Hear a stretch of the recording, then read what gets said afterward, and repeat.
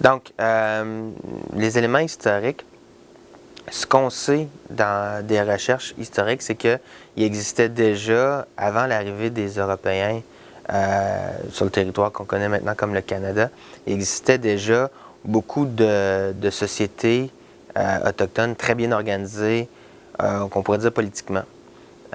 L'exemple le plus connu, c'est très certainement les Haudenosaunee, qu'on appelle souvent à tort la Confédération iroquoise, qui était organisée donc en 5 puis en 6 tribus en confédération.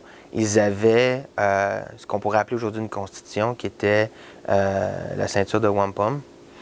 Donc, cette idée-là existait déjà. Il y avait aussi des organisations similaires.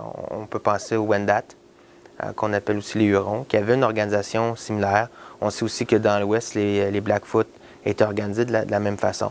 Donc ça, c'est des exemples d'organisations sociales, politiques, autochtones, qui avaient déjà cette idée de fédération ou fédérative, qui était déjà présente bien avant l'arrivée des Européens.